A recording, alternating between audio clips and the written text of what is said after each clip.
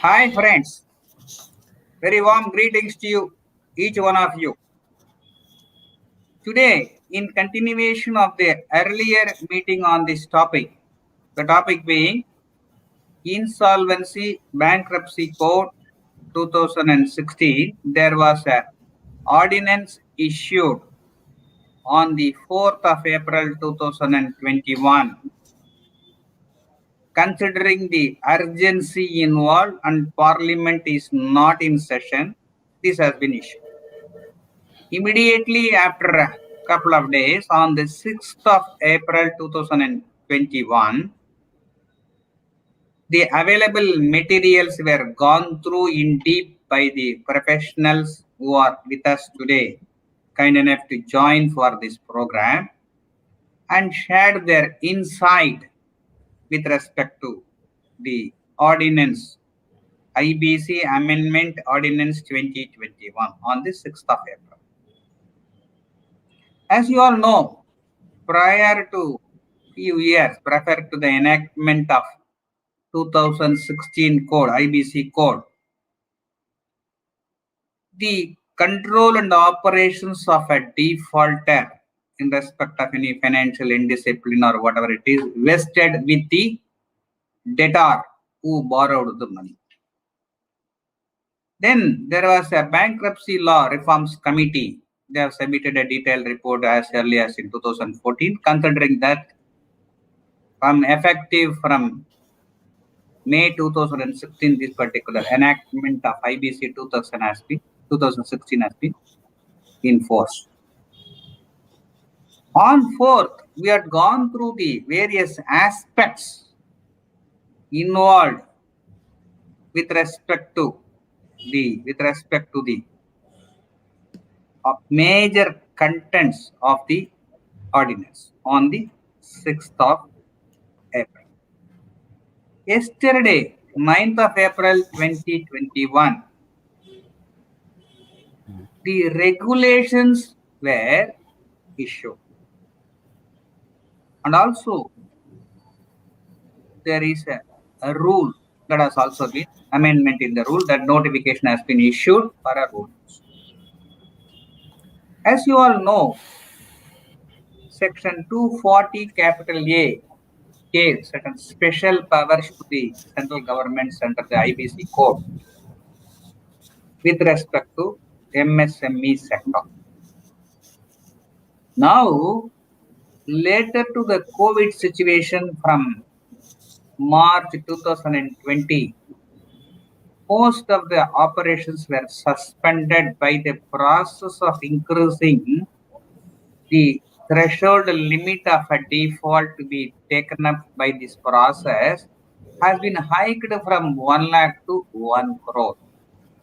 And such period of no action has got expired recently on the 24th of March 2021. And there were a lot of issues during the intervening period because of this global pandemic. And this process of an IBC, as repeatedly highlighted in the last meeting and all the things, it is not a debt recovery process. It is only a resolution, finding a solution to the situation. So what should be the triggering point? There should be a default. The default is manageable, no issue. If the default is not manageable for any reason, there is need for a support act. Keeping that in mind, government thought it fit to protect and improve the quality of performance of the MSME sector. As you all may know, more than 60 to 65 lakhs of MSME is situated across the country. And today's process in the same manner as that has been done a couple of days back, I would like to specifically thank profusely the two professionals, Dr. GKR and Dr. Dhanapal Ji, for immediately coming forward to share their expertise. That day it was around 36 hours or so. Today it is less than 24 hours of the publication of this notification, and gazetting it. I don't know how they could go so such a short time. Hats off to both of them. Most of them may be knowing about Dr. GKR and Dr. Dhanapal G. However, for the sake of introducing to those who don't know, I will tell brief few lines about our professional brothers. Dr. Dhanapal G is a company secretary in practice with around three decades of professional expertise, and is an active player in this IBC process. With all his rich experience, he has shared another day, he has come forward to share and be with us today also. Dr. GKR is a chartered accountant, cost accountant, company secretary, insolvency professional, valuation professional, and above all, is a passionate teacher to share his understanding of the any subject, whatever it is, to the masses in a very aggressive manner by doing his best. With his overall, let us go to the point specific directly. Actually, I wished to pose a question to my brother, Mr. Dhanapalji. I think Dhanapalji, you are there. You joined for a video, please. We all would like to see you. Dhanapalji. Sir, let him join. Maybe you can post the question to me. He will supplement it. Yeah, okay. Now, in any process of any law, to whom these are all applicable, how this has to be initiated, we have discussed with available materials on the day with respect to the ordinance. Now, I would like to hear, is there any specific regulations that is stipulating? Thank you, Dr. Dhanapalji. I will repeat the question for the sake of your familiarity with that. I want to repeat the question, kindly bear with us. Dr. Dhanapalji, the first question I would like to have your views on that. In any law, any system, to whom it is applicable is very relevant. That is relevant for this ordinance also. To whom this ordinance is applicable? What are the aspects, that is, with respect to, we discussed the point on the other day, section 7, section 9, section 10, if you recollect. Yes. Section 7 is for the financial creditors, 9 is for an operation credit, 10 is for the CD. Yeah. Whether the same is applicable here, and is there any threshold limit that has been specified under the regulation? Over to Dr. Dhanapalji. Yeah. Sir, as you are aware, the Insolvency Bankruptcy Code 2016 been already getting implemented, and most of the cases are filed, as you know that. All those matters it was open to all the companies earlier. I'm saying the Insolvency Bankruptcy Code, the provisions of Insolvency Bankruptcy Code 2016 was open to all kind of companies and LLP. That's what the Parent Act, what we Insolvency Bankruptcy Code 2016. Now, as you know that recent because of this pandemic condition, the government has recently increased from 1 lakh to 1 crore is a threshold limit to initiate the action under Insolvency Bankruptcy Code, wherein as you said, the section 7 financial creditor, 9 operation creditor, section 10 CD are entitled to file initiate the insolvency process and the insolvency code. Due to this pandemic, as you know that the limit has been increased from 1 lakh to 1 crore. And if you see that, that means now the situation is that the provisions of Insolvency Bankruptcy Code 2016, it was a position before this particular ordinance has come, I'm saying, that less than 1 crore default could not be addressed under the provisions of the Insolvency Bankruptcy Code. That was the position before the Insolvency Bankruptcy Ordinance has come into place. Now what happened, because of that, the government felt that the small sector company called the MSME, they should be given a relief in some form. That's the idea, that they thought, okay, since recovery of money less than 1 crore is not possible through insolvency bankruptcy code. Same way, initiating action also is not possible under insolvency bankruptcy code for normal companies. So government felt it that okay, this particular issue, the less than 1 crore category should be addressed, more particularly for the sector called MSME, small, micro, and medium institutions, kind of companies.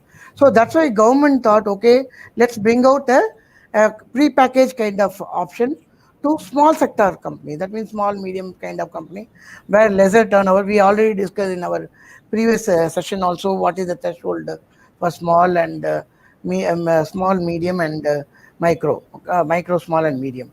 So those kind of companies now under this ordinance 2021, IBC ordinance 2021, it's made very clear that this particular provision, which has been introduced in section 54 and various subsection with the various classes.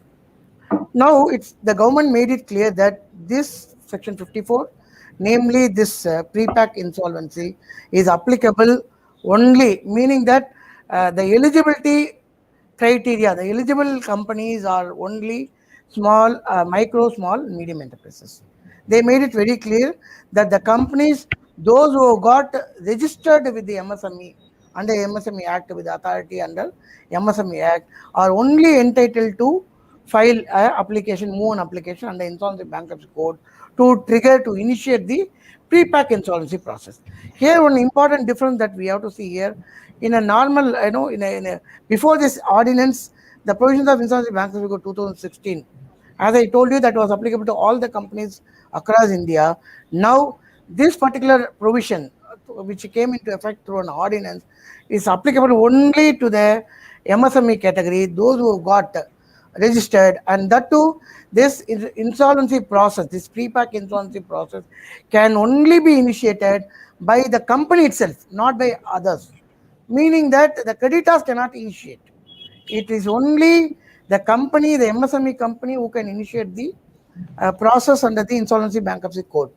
As you say that, I can say that this is a equivalent provision under section 10 of the Insolvency Bankruptcy Code, where corporate debtor can initiate the insolvency bankruptcy process, where now the MSME given a specific privilege under this particular ordinance, or through introduction of section 54, whereby the MSME alone can approach financial creditor, and they can alone make an application before an adjudicating authority to kickstart the process of called pre-pack insolvency process. Thank you, Dr. Palji. Now I take the point very importantly. It is not an MSME. It is those MSME registered with the MSME authority. MSME, that's a very, yes. very That's important very point. important. You are Yes. very correctly highlighted about it. There are Yes. MSMEs who would not have registered as MSME. Then Correct. those situations are, those entities are not specifically included under the ordinance. Thank you very much. And Dr. Raju. Sir, before that, I want to just add one more point. Yesterday, after evening 6 p.m. only, both the regulation and rules has been notified. And in the rules, there is only one form. And that form is application by corporate applicant, where very clearly they have mentioned that if you have the Udyam registration number, give that number. Or else, if you satisfy the criteria of investment in plant and machinery and the turnover, but you have not registered under the MSME Act, then also you can actually make an application. So Udyam registration, non-availability of Udyam registration is not an impediment. So, but through this, it is an indication to the entire MSME fraternity, especially corporates, better to actually have a Udyam registration. It is not a big deal. So therefore, even if it's not there, it is not an impediment. Yeah, so it is there.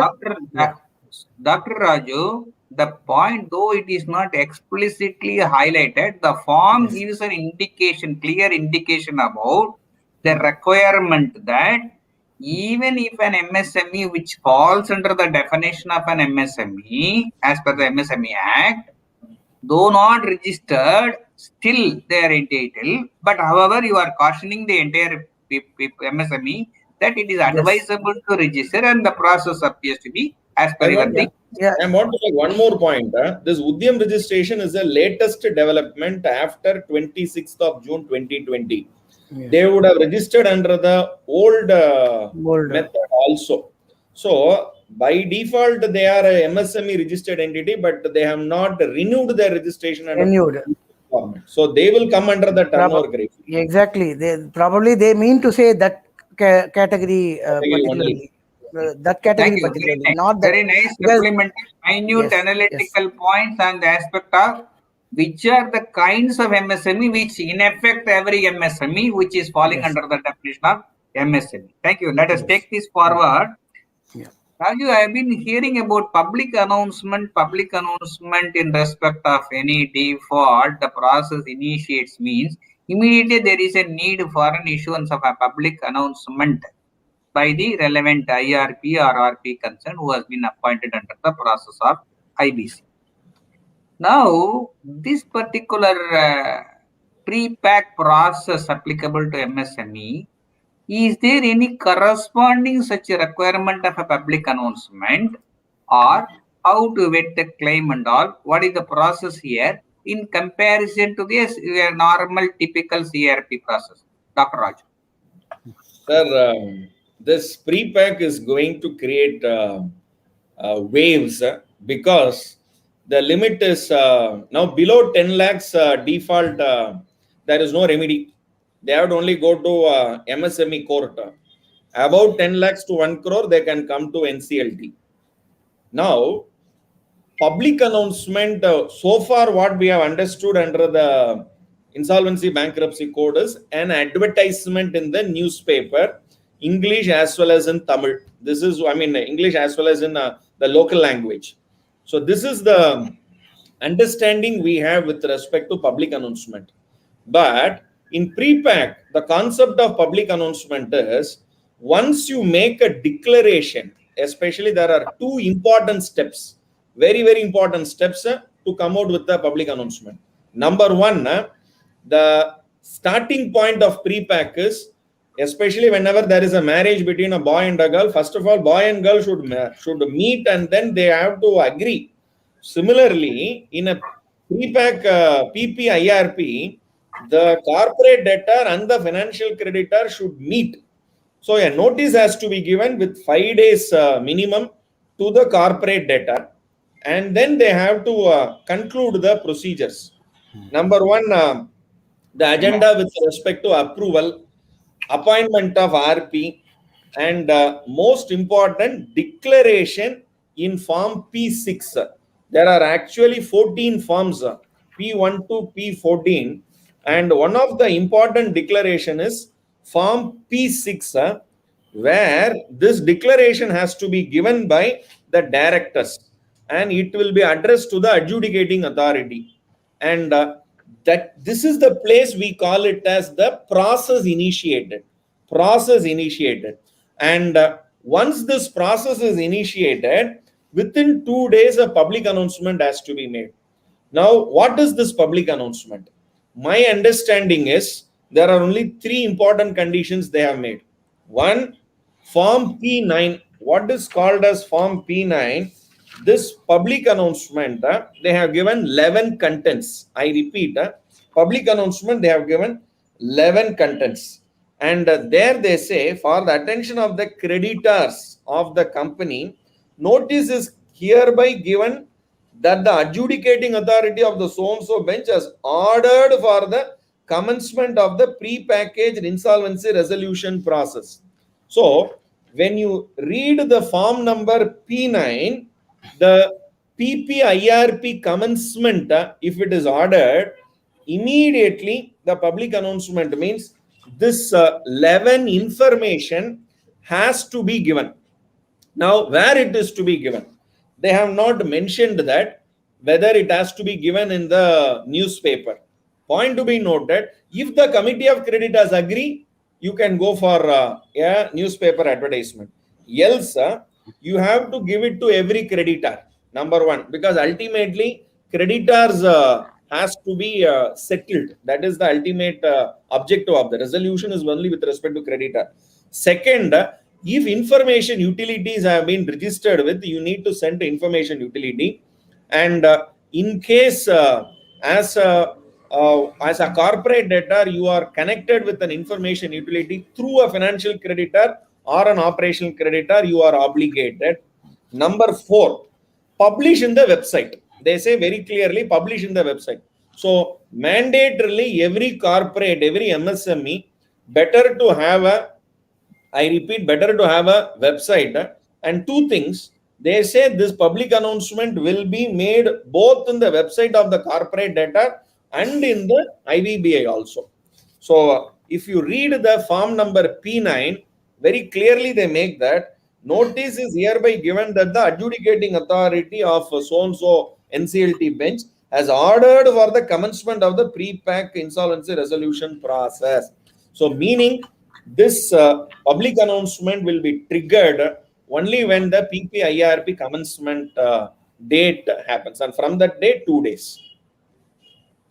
So it's very nice. It's very nice that public announcement in a newspaper or not is not specifically highlighted. It depends on the decision in a COC. But however, each of the creditors have to be intimated, and the process initiates later to the PPIRP commencement date, because which is the order date.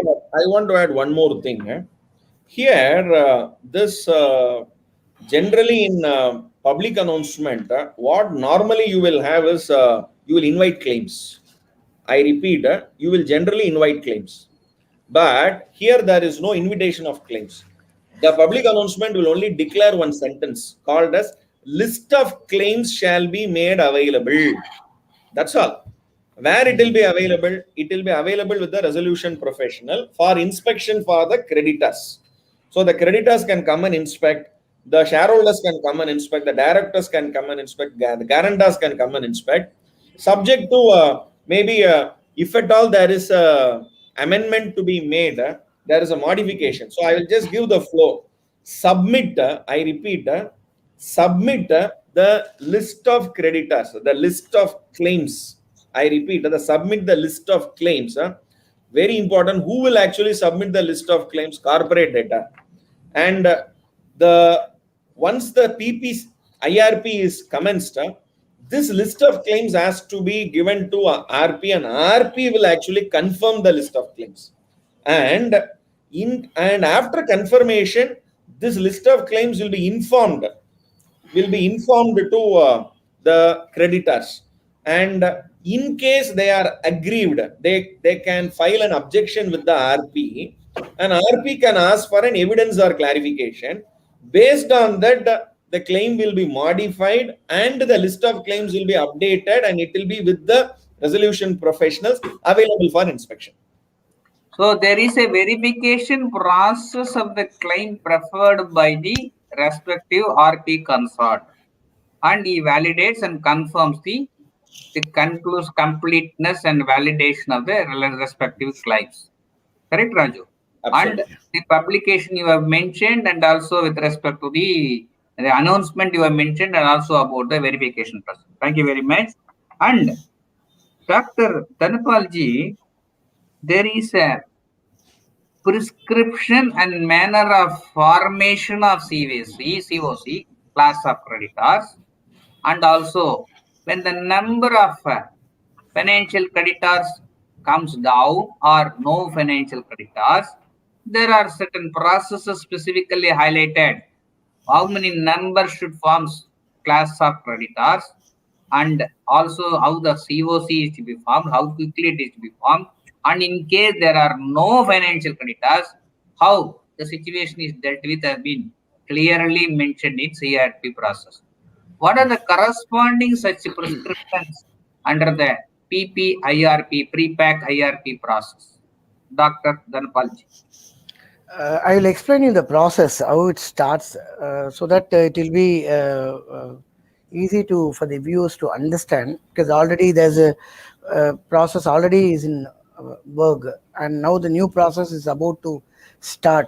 See here, not like a regular CRP, which we were doing earlier.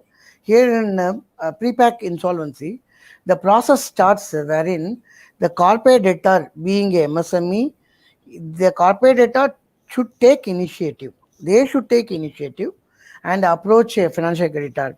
Approaching in the sense, as our friend Dr. Raju said, the corporate debtor should serve a notice, 5 days notice to the financial creditor to have a meeting, and to after having a meeting, he should take approval, concurrence by means of 66% vote that the financial creditor permit and corporate debtor to make an application. Of course, before proceeding that, the corporate debtor should ensure they are taking a special resolution passed by their own shareholders. Then after that, only the process itself can be initiated. So once this approval is given by financial creditor, then the process starts. How the process starts? By after approval of the financial creditor is given to the corporate debtor, indicating the name of the insolvency professional, then the corporate debtor should ensure he is making application. There's a big list is there, which I will explain you a little later in the session. There's a big list with what documents the corporate debtor should make application with the adjudicating authority. So here, after making an application, the adjudicating authority passes an order. Then the pre-pack insolvency commencement date starts. So this is how it happens. Then the order provides for appointment of confirmation of appointment of the resolution professional. Then resolution professional should take initiative of giving out a public announcement, which our Dr. Raju has briefed about it. Then the formation of COC starts. In formation of COC, if you see regulation 25, which talks about the formation of COC, regulation 24 and 25, it says that the COC should be formed with unrelated. That's very important, because this language was not there earlier. Okay, this clear language was not there in the other provisions, where it made it clear in regulation unrelated. And of course, in section 54, make it clear that only the unrelated financial creditor alone can be part of the COC members. That is point number one. The point number two, where if there is no COC member, then what is the position? If there is no COC member, then the ball goes to the court of the operation creditor. What operation creditor? Then you have to take top 10 operation creditors in the list of the creditors. Suppose the operation creditor is less than 10, then all the operation creditor should be made part of the member as a member of the committee of creditor. This is two. Third, the point is that in case there is a various classes of creditor, as you know already, there is a provision in Bill section 21A, wherein when there is a class of creditor, the class of creditor can be represented by means of an appointment of a resolution profession, an insolvency professional as an authorized representative. So in which case the class of creditors, that particular class of creditors can be represented through an authorized representative who should be an insolvency professional. In case if a company has got only class of creditors, there is no other creditors, then the representative of different class of creditors alone will form the committee of creditors. This is how the committee of creditors could be formed under the new regulation, of course, under the ordinance, which has recently commenced for pre-pack insolvency. Excellent, excellent, Dr. Dhanapalji. Permit me, I'll just only one addition. Please, Here, Dr. Dhanapal mentioned about very nicely about the authorized representative. So they have brought one very interesting prescription, especially in regulation 15 subclass 2, where they have mentioned that the committee of creditors will identify three insolvency professionals. Yes. Three insolvency professionals, and obtain the consent of the insolvency professionals identified to act as an authorized representative. So I should get 3 consent in form P5, and I will give the 3 names to the creditors, and the creditors have to actually seek the choice out of the 3. So they cannot appoint a resolution professional. So as a 100. committee, I have to give 3 names. So therefore, we have 3,800 plus resolution professionals across the country. So slowly the numbers are increasing to 4,000. So all 4,000 with the MSME numbers in thousands and lakhs, I think 3 numbers, everybody will be given ample scope with respect to PPIRP, and there will be a, what do you call it, as the volume of work will surge like anything in the coming days forward. No, And in the code of conduct, they have mentioned one thing, that too many assignments should not be taken. So all this will now become a reality, and there will be a more, I will call it as an avenue from the students' angle also want to become an insolvency professional. So this is a very, very important turn or a twist with respect to this. 3 insolvency professionals, they have to get consent. And then after getting the consent only, I have to give that list to the class of creditors to choose one among them. actually, almost the process which is prescribed is being already followed in section 21A, wherein the authorized representative, the maximum creditors, whoever accepting the insolvency profession, they only can act as authorized. Same process they followed with little more cosmetic changes. Thank you, Dr. Dhanapalji, for the original presentation with respect to the COC of the methodology, everything in a detailed fashion. Thank you, Dr. Raju, for supplementing the point also with respect to the authorized representative. The point I take it from this deliberation is that considering the humongous, huge numbers of MSME, the number of professionals available is remarkably very, very negligible or nil. So, the opportunity for the professionals in the days to come may be very heavy, is the point rightly observed by our brothers. Now, as Dhanapalji has excellently explained this question, I want to pose one more question to Dr. Dhanapalji alone.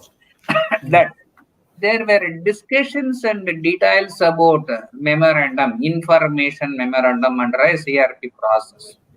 Is there any such memorandum here? I remember to have gone through preliminary information memorandum. Yeah. Is there any that was in the overall context under the ordinance issued a few days back? What are the prescriptions or the details that is mentioned in yesterday's regulations, and what are the specific aspects that one should go, and who has to prepare that this particular preliminary information memorandum under the PPIRP, pre-pack insolvency resolution process? Dr. Dhanapalji. This even the ordinance, the recent ordinance as well as even regulation, it says that preliminary information memorandum is a information memorandum which has to be prepared by corporate data themselves. If you see that earlier, the information memorandum, what we call, used to be prepared by interim resolution professional some 2 years back, then got amended, then subsequently now the resolution professional has to prepare the information memorandum in order to enable that he gives the information to the resolution applicant before inviting the resolution plan. Whereas here there's a small change wherein, as I told you in a deliberation, where the corporate debtor has to approach the financial creditor. When the corporate debtor when he is approaching with the financial creditor, the corporate debtor should keep along with them that preliminary information memorandum, then list of creditor, then he should also have a base resolution plan. In fact, with these 3 requirement only, the corporate debtor should approach financial creditors for approval to initiate the process. So preliminary information memorandum generally talks about the assets and all the details of the assets and liabilities of the company, and what are the claims of the company, and the previous last 2 years audited balance sheet. All this general information which we already keep preparing, those things used to be prepared by resolution profession. Now that responsibility is casted upon to the corporate debtor themselves, wherein they have to see that they are collecting all this detail and submitting and providing to the financial creditors before they are taking approval of the financial creditor to initiate the pre-pack insolvency process. Dr. Ganapathy, you have nicely distinguished between the CIRP process and the PPIRP process in the sense that in CIRP process, the preparation is vested with the resolution professional concerned, and in this PPIRP, it is the responsibility of the CD concerned. I will take like that. Am I correct, Dhanpalji? In fact, corporate data, yes, correct. You are right, sir. In fact, the corporate data should ensure all the detail that is required to be prepared, no, that is required for preparation of information memorandum. When the COC takes decision that the resolution plan should be invited, other than the base resolution plan, then the COC will authorize resolution professional to come out with the invitation to invite resolution plan. In which case, the resolution professional themselves has to prepare information memorandum. In fact, all those information those are required to for the preparation of information memorandum should be supplied by the corporate debtor. In fact, corporate debtor, it becomes responsibility of the corporate debtor to supply. Whereas in the normal routine CRP, it becomes responsibility of the RP to procure all the details and prepare. Here, it becomes responsibility of the corporate debtor to supply all the information to the RP. It was a duty of the respective resolution professional to ask for the detail. It is a duty in essence of the it's a onus on part of corporate data. Yes. Nice part. Raju, you wanted to supplement something. Yes. Raju, sound is not there. So they have given 14 days time from the PPIRP commencement date for resolution professional to finalize the information memorandum details provided by the corporate debtor. So maybe some informations, especially 2 years audited information, the what do you call it as the current financial information. So all these have to be there. So mandatorily they have given a very big list, including details, a list of guarantees. So all this is already there. They have taken the same list and they have given. But only thing is, before the initiation, this preliminary information memorandum prepared by corporate debtor have to be actually finalized by the resolution professional after the commencement date, that too within 14 days, and then submit to the table of committee of creditors. So this is a very important twist, or the time limit is very, very limited. Yes. And one more aspect I want to add in the same chapter number 8 with respect to information memorandum, the appointment of registered valuers. Appointment of registered valuers under CIRP, maximum time is from 7 days to 47 days. But here, within 3 days, you have to appoint. Within 3 days, you have to appoint a registered valuer. And they have defined fair value and liquidation value in the regulation definition itself. Yeah. Fair value definition, regulation 2G, and liquidation value definition 2K, which was missing in the previous. Very exhaustive. Very exhaustive. Very, very detailed. That is number 2. Third point, very interesting point I have to actually mention here with respect to avoidance transaction. There is a form number called form number P7.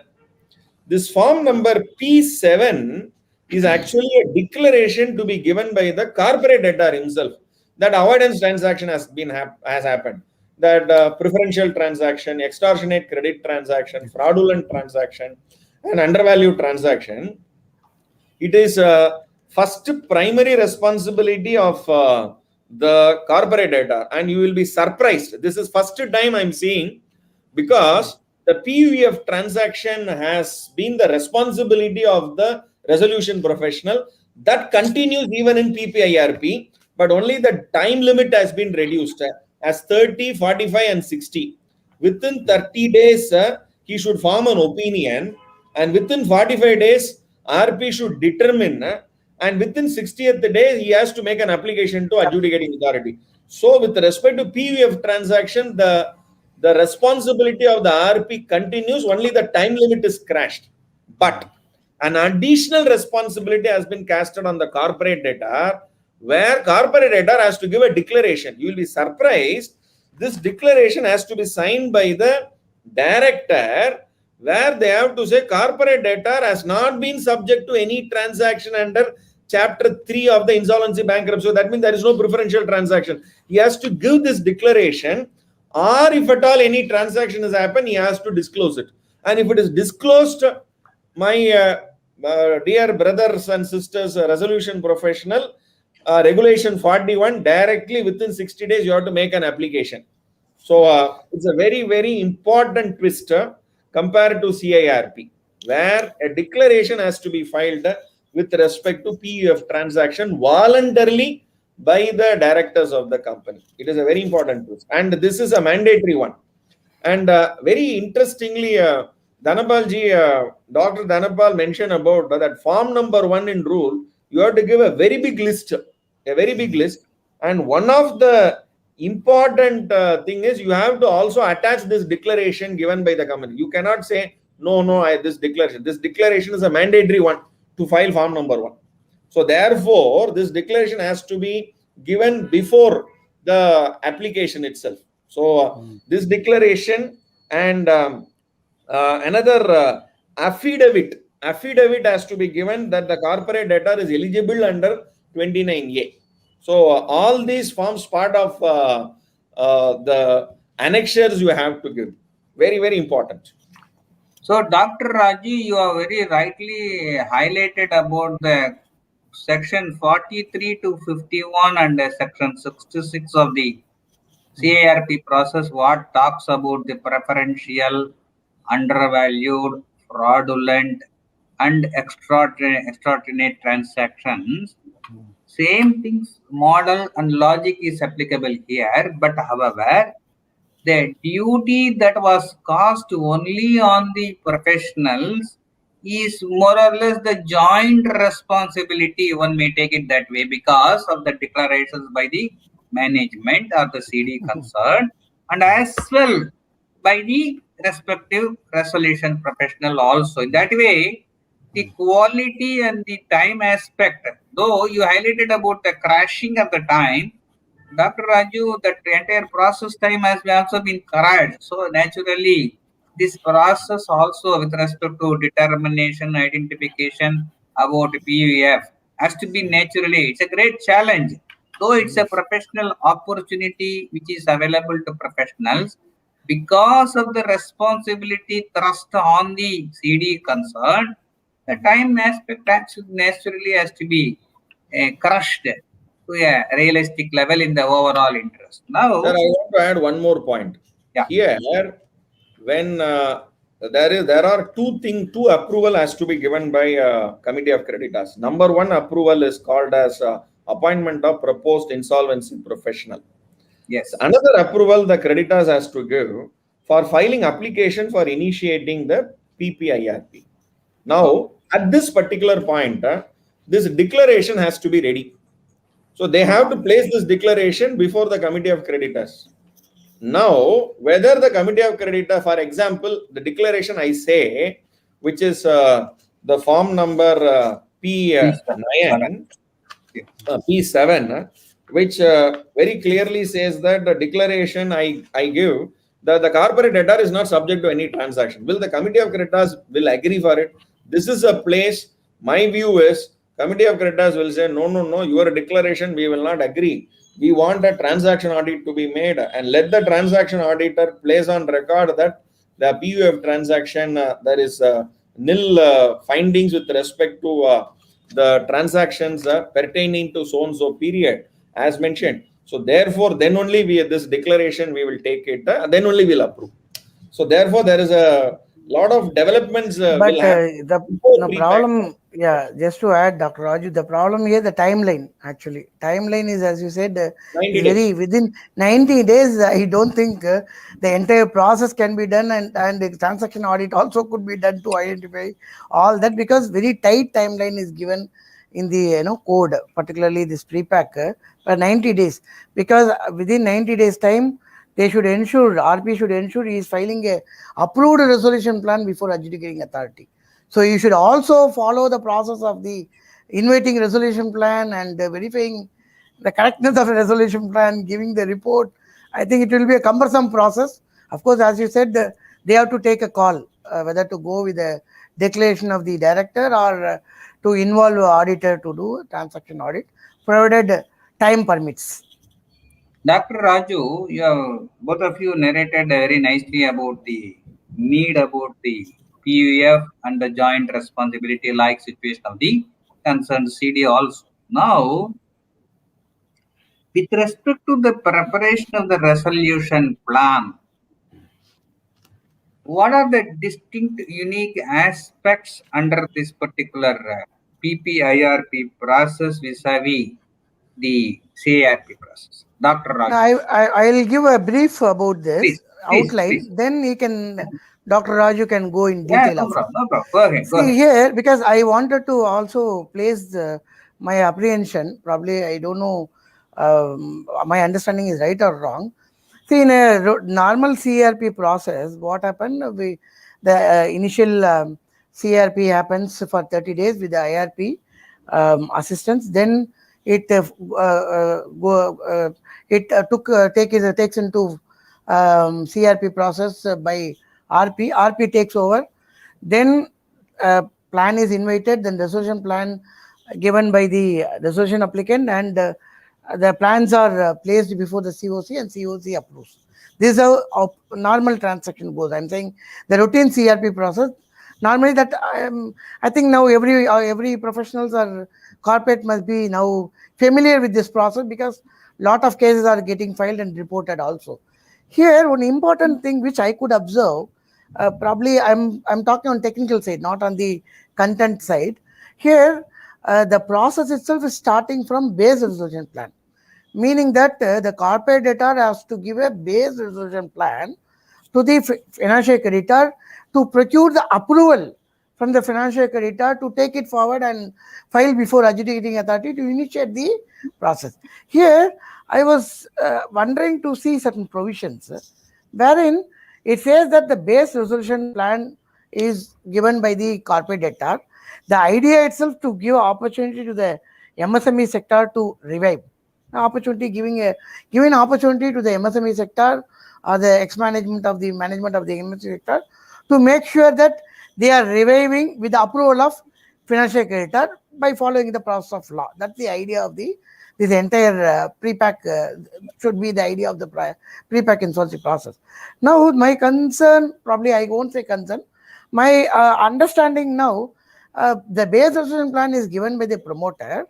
In case the COC feels that the resolution plan can also be invited from others, means outside, because the COC, the regulations spell out a lot of the process and the benchmark and tick mark, what should be, how it should be done, how it should be measured, all that. In fact, a lot of arithmetic provision also has been inbuilt to evaluate the resolution plan when it is received from resolution applicants. My understanding, probably Dr. Raju also may deliberate his point in this, and you can also, being an insolvency professional, you can also say. My point is that when pre-pack insolvency resolution process itself, if the intention of that pre-pack insolvency process to give a life back to the promoters or management of the MSME, when we start inviting resolution from outside resolution applicant, and there is also a provision introduced in the regulation whereby it says that the COC, if they are not satisfied with the resolution plan received from outside resolution applicant, then the COC may consider the base resolution plan. See, my point here is, naturally, the outside resolution applicant will be giving a better plan than the base resolution plan, because the promoters got already affected. That's why he is coming under this process. When we starts inviting plan from outside other than the promoters of the MSME, and after considering it and after measuring it in terms of the guidelines given in the regulation, then going back to the base resolution plan, I doubt that how much possibilities are there for base resolution plan to get approved by the So COC. That's my your apprehension, Dr. Dhanapalji, whether based on the evaluation matrix specifically highlighted and the manner of calculation intricacies yes, involved yes, under this new regulation, yes. whether the base plan compared to the resolution plan of the third parties, which one will be attractive for the purpose of Correct. smoothly resolving. It depends on the situation according to my understanding of the entire thing.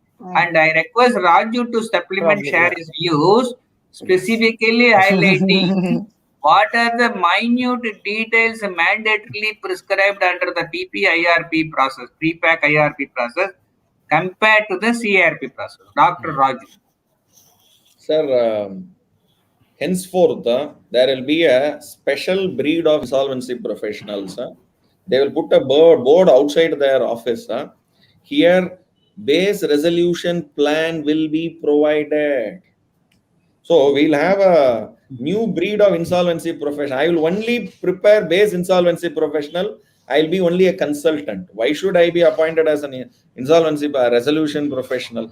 I'll give the plan. I'll study both sides. I will discuss with the financial creditors and the corporate debtor. I will prepare a very nice base resolution plan. So therefore, being a chartered accountant, cost accountant, company secretaries, and with very rich experience in the corporate sector and in accounting and finance, you are the right people, the blend to actually come out with a very nice idea of a base resolution plan. And such a kind of new breed of professionals will emerge after this. Number one. Number two, base resolution plan is a starting point. Now, how do there is a process after base once your PPIRP started, invitation for the resolution plan has to be given, where within 21 days you have to give in form number P11, and they have to submit the resolution plan within 15 days.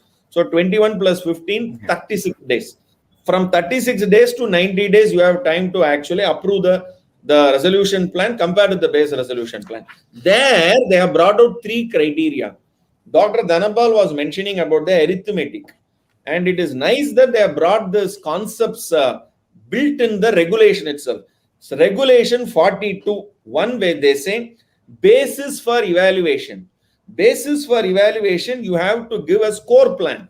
Score plan based on what you call the evaluation matrix, what Sampatji mentioned about it. Based on that score plan, you can give weightage. You can give weightage for plan 1, 2, 3 based on the score, and then you can arrive at a total. And these total, for example, there are 5 plans, and 5 plans is coming out with a various score. Okay, basis for evaluation, various score. One is 100, another is 110, another is 140, one is 80. Like that, you get a total. Now, once you get this total, the least person should be given an opportunity also, or will you go by the score and then will you say highest rank I will approve? That is why they say if there are 2 plans only, one plan is 108, another plan ranking is 109, 105, 109. The gap is only 4. Gap is only 4. So therefore, is this 4 is significantly better? Significantly better. So they say committee of creditors should identify what is called as significantly better. So 105 and 109, 109 will I choose for it. So this is second criteria they have actually considered. Third, tick size. What is called tick size? For example, 109 is plan B, 105 is plan A. The gap between 105 and 109 is 4.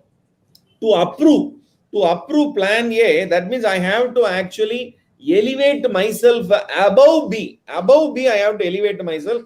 How much I have to elevate myself above B? So 109 plus another 7 points, and I am below, I am 5 points. So 7 plus 5, 12 points I have to elevate. So that means give the chance to actually plan A to actually resubmit the plan. So all this, it is already there, which has evolved from 2017, 18, 19, 20, and 21. Now they have codified it, calling a very nice professional term called basis for evaluation, significantly better, and tick size. All this they have actually brought it. These 3 has to be codified by committee of creditors, and there's a lot of work. So that is why pre-pack This has to be discussed. Everything has to be discussed beforehand. The 90-day has to be only implemented smoothly. So rather than that means in Tamil, maybe many of them are non-Tamilians. There is a very nice dialogue by Vadivelu. எதை செஞ்சாலும் plan பண்ணி செய்யணும். So pre-pack is a very nice. I will call it as analogy for this. Plan it before itself, and then go for that implementation. Maybe there can be exigencies that has to be taken care by the experts. Thank you, sir. Next question. Dr. Raju, you are giving a clear indication highlighting about the need of the role of the professionals from even before day one. There is need for opportunity for consulting, because in a corporate setup generally the knowledge level of compliance and other things, everything is available more or less, whereas in MSME they don't know. So with most of them, with due respect to them, but there is a need for educating them and telling them and what is a pre-pack, why there is a pre-pack, what is the importance. The educative process over a period of time, it has to evolve. The role of the professional is very, very, very important, going by the observations of your good self also. Now, time is very less, couple of minutes. I request Dr. Dhanpal ji, we have discussed this point couple of days back with respect to the management of the affairs of the respective CD, that is PPIRP process undergoing company or the MSME, vis-a-vis the particular moratorium and all. Is there any highlighting aspects to be supplemented today based on the developments in regulations or whatever that? Over to Dr. Dhanpal. Yeah. In fact, as we discussed the IBC Ordinance 2021, where it made it clear that the resolution professional should monitor the management. But if you see the normal routine CERP, it was only casting upon responsibility to the resolution, even interim resolution, not even resolution, interim resolution, that he should ensure that he is taking over the management, taking over the control of the custody of the assets, and the present management will be kept away from the affairs of the company. But whereas here, as I was deliberating in the ordinance, the session itself, that the management is very much kept inside, meaning that the business in the hands of management. But here the resolution professional is only given a authority only to monitor it. Now regulation is making it furthermore throwing light on that, saying that the resolution professional, what that he should do. So you should see here, one important point that we have to note is that the management should see that the COC should see that they are fixing a threshold limit below which only the management should be in a position to take any decision. In case, if you see section regulation 50, it makes it very clear. If you see regulation 50, that management, the corporator shall not undertake any of the following action without obtaining prior approval of committee. A transaction above threshold as decided by the committee. So the threshold has to be decided by the committee, and if the threshold is breached, then the management cannot do anything without approval of the committee. And what are the matter that is not decided as decided by committee, not covered, whatever that should be, the corporator at the liberty to do certain things which where the COC need not to be involved. That is one thing. Same way, the corporator in consultation with the RP should prepare a monthly report and forward to the members of their committee. So this is another very important aspect, where if you see that earlier in CRP, no report is flowing from RP or corporator to COC. But here it is very interesting to note, the corporator in consultation with the RP, here also the corporator is casted upon the responsibility. In consultation with the RP, that shall prepare a monthly report and forward it to the members of the committee with the following details of the legal proceeding, details of the key contracts exceeding executed during the reporting period, any other relevant matter that may have a material impact on the business. So this is Dr. very important. Dhanapalji, sorry Yeah. to interrupt here. Sorry to interrupt. The Yes. point you are highlighting with respect to this process is Hmm. the COC has to prescribe norms or the levels of threshold for various aspects, whatever Yes. that has been listed in the particular regulation, Hmm. and the relevant respective resolution professional has to monitor whether these are all obeyed or done. In case of any variation or any such thing, there is a need for the interference by the due process that is indicated in law. So earlier it was the responsibility of the resolution professional alone because the board is suspended under the CRP process. Yes. Now that the board is there in operation, the prescription is directly to the board to be monitored by the respective RP concern. Okay. Yes. Yes. Now we are now reaching a last. I think we have crossed No, the time. adding one more point here. One more point. Vesting of management when will come with the IRP that already we deliberated also, but still again to continue that vesting of management will happen only when COC forms an opinion that the affairs of the corporate data is conducted in a manner prejudicial to the interests of the creditor or with the intention to defraud the creditor. Then COC has got a authority to approve to permit resolution professional to take custody of the management, and So in which case, the power of suspension of the board, which was yes, automatic under a CRP process, now is in the now hands of the to be COC. decided and evaluated by the wisdom of the COC. Depending on the situation, it will be Yes. decided. If they got a trust, board Yes. will continue. They got a wanting interest, it is only to the respective resolution professional life. Now Correct. that I wanted to deliberate little more on the schedules and the rules, Yes. which has been covered by our Dr. Dhanapal ji and Dr. GKR with respect to those schedule aspects also. Now that there are a couple of questions, I request Dr. Raju to show that particular question. Any one of you can address. Now, to my understanding, there is no maximum limit for amount of default in PPIRP process. Mr. JKR, your opinion. Yes. Sound, Dr. Raju, sound is not there. It is actually about 10 lakhs, there is no limit. So even though the trigger point is 10 lakhs, we should not conclude that it is between 10 lakhs and 1 crore, it is MSME, and above 1 crore, it is actually a CR. It is not. It is not. There are two only a triggering default. points. There are two triggering points. One is a default, and the default should be more than 10 lakhs. That's right. Exactly. Thank you. Next question, Raj. What if the financial creditors do not give their approval for initiating PPIRP? Dr. Dhanapal ji. Process will not get started. It won't get kick-started.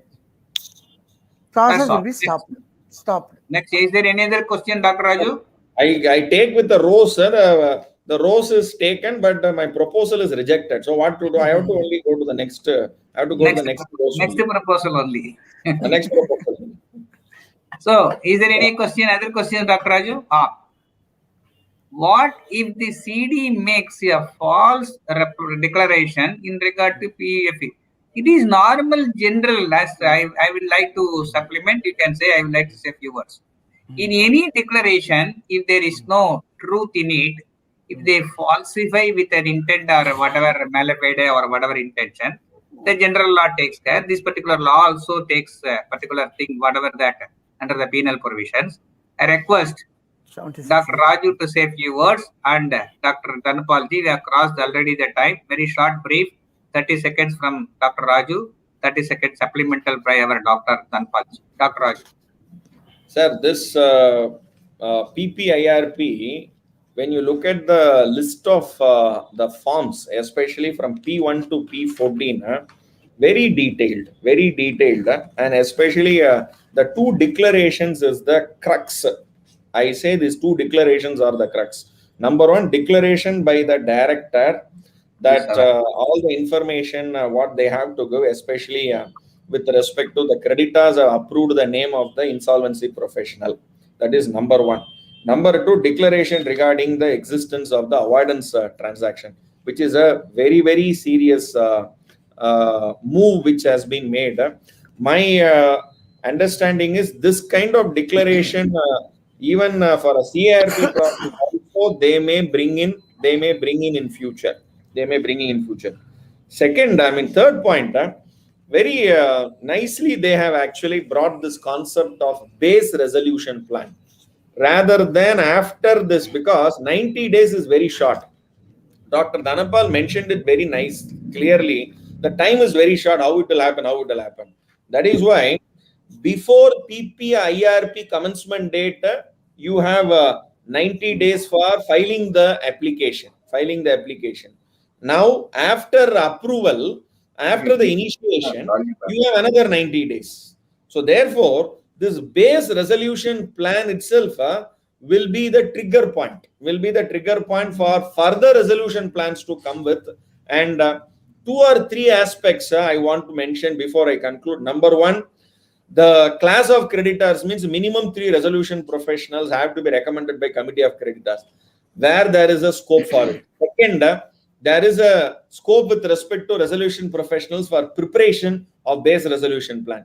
3, scope with respect to resolution plan right from thought to finish. What is called thought to finish?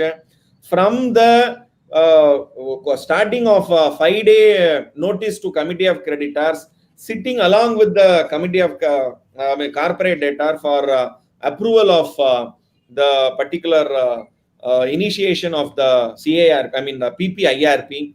All this, there can be a package that can be actually supported by the professionals with respect to till the initiation application is made, because corporates being an MSME, they may require professional help. So this is the third point. Fourth, very important with respect to transaction audit, because the declaration has to be given. All MSMEs has to be cautioned before signing P7. Better to do a voluntary transaction audit, get a report, and based on that, let them sign. So even if they are unaware, some of the to the extent what I am aware, I will sign. To the extent of other transaction, let the professionals and they let them give the scope properly. So all this are various avenues. It is not only appointment of RPs. So beyond that, lot of scope is there, which PPIRP has actually opened up. I will call it as manifold opportunities for resolution professional. Thank you very much, sir. Dr. Dhanapalji, you want to say a few words of a concluding remark?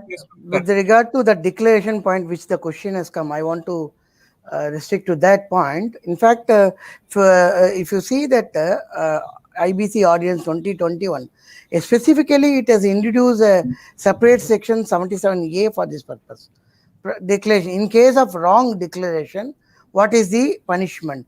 The punishment prescribed is that both in case of any false declaration given in either in the application filed or list of claims given or list of creditors given, whatever the details provided by the corporate debtor, the punishment provided through by introduction of section 77A, which has got introduced through IBC Amendment Ordinance 2021, where it provides for punishment minimum of 3 years to maximum of 5 years, and penalty 1 lakh to 1 crore. Here, if you see the act, it says corporate debtor or person. Person means we have to. It is very open.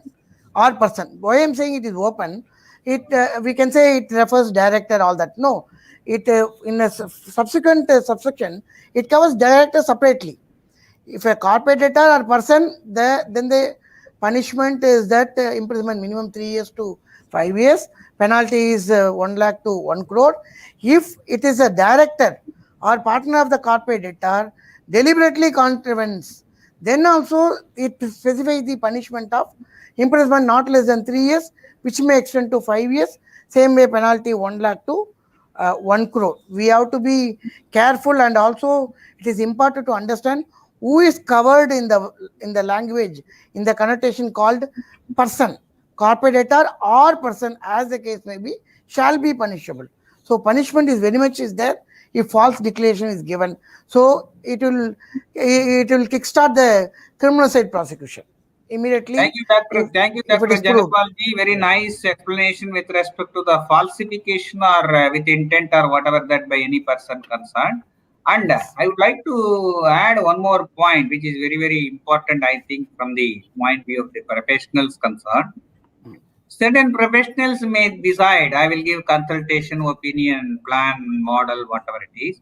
Other who is very interested, they may go appear and do before their my lord and all. So there is within one company or whatever that, there is multiple scope that may be available. That is for the professionals. What about the MSME? Because the entire objective of the entire contribution is for the well-being of the solution or the resolution of the triggering point of a starting point of a situation of a thing. It is injected with an effective virus with one dosage or two dosages by the respective professional to thrash it out. It's one more scintillating day, a satisfying day for me personally to be with you all. And the words cannot thank two brothers, Dr. Gopalakrishna Raju and Dr. Dhanpalji. And we will meet with the evolvement of this particular rules and regulation. We'll shortly meet once again. Thank you very much. Thank you very much. Thank you. Thank you, sir. Thank you.